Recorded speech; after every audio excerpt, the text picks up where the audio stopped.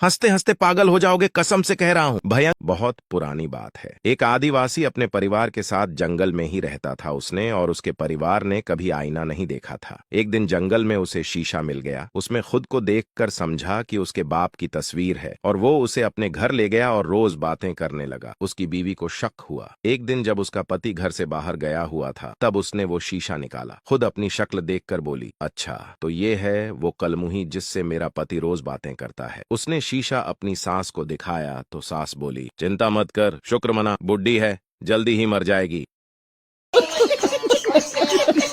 एक गांव में बाढ़ आई थी तो मीडिया वाले ग्राम सरपंच के पास गए और बोले, आपके गांव की आबादी सरकारी रजिस्टर में 500 है और नदी से अब तक 900 लोग निकाले जा चुके हैं, ऐसा कैसे? सरपंच, रजिस्टर का हिसाब सही है। क्या है कि हमारे गांव में किसी ने हेलीकॉप्टर नहीं देखा है, वो आर्मी वाले इनको निकाल के किनारे करते हैं और ये हेलीकॉप्टर पे चढ़ने के लिए फिर से पानी में कूद जाते हैं। भगवान झूठ न बुलाए, मैं खुद ही 9-10 बार पानी में कूद चुका हूँ।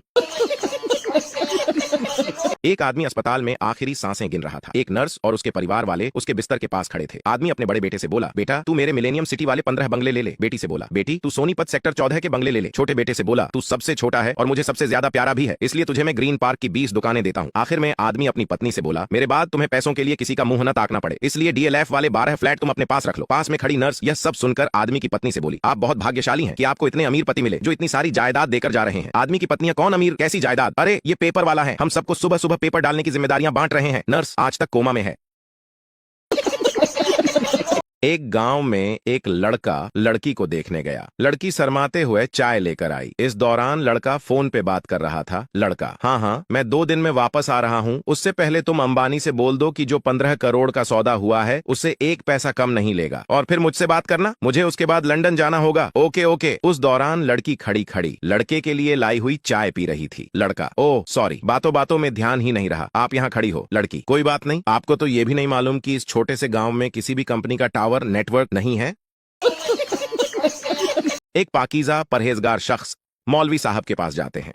उनके करीब आकर बड़े अदब आदाब से पूछते हैं कि हजरत, आजकल मेरे साथ बड़ा ही हैरतनाक वाकया पेश आ रहा है।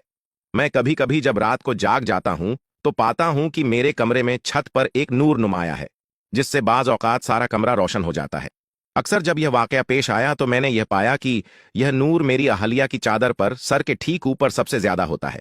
ये क्या राज है मौलवी साहब? मौलवी साहब बड़े पाए के बुजुर्ग थे और बड़े ही साबिर और खामोश तबीयत थे, पर यह सुनते ही उन्हें तेशतारी हो गया। वो चिल्लाए, अरे ओ अहमक, बेवकूफ, जाहिल, जंगली, गंवार, 21वीं सदी की सबसे बड़े गधे, तेरी बीवी रात को चादर के अंदर से व्हाट्सएप चलाती है, यह नूर उसी के मोबाइल का है, भाग यहां से। लड़की ने लड़के से पूछा, क्या तुम्हारे पास मारुति कार है? लड़का, नहीं। लड़की, क्या तुम्हारे पास फ्लैट है? लड़का, नहीं। लड़की, क्या तुम्हारे पास नौकरी है? लड़का, नहीं। और फिर ब्रेकअप। लड़की लड़के को छोड़कर चली गई। लड़का उदास हो गया और सोचने लगा, जब मेरे पास 5-5 BMW कार हैं तो मुझे मारुति की क्या जरूरत? जब मेरे पास खुद का इतना बड़ा बंगला है तो मुझे फ्लैट की क्या जरूरत? और जब मेरे पास 500 करोड़ सालाना टर्नओवर का अपना बिजनेस है और 400 लोग मेरे यहाँ नौकरी करते हैं तो फिर मुझे नौकरी की क्या जरूरत? आखिर वो मुझे क्यों छोड़ गई? मोरल, बिना पूरी बात जाने जल्दीबाजी में कोई फैसला ना करें। सबको अपने स्टैंडर्ड से ना परखें, हो सकता है वो आपकी सोच से ज्यादा बड फ्लैट रहा।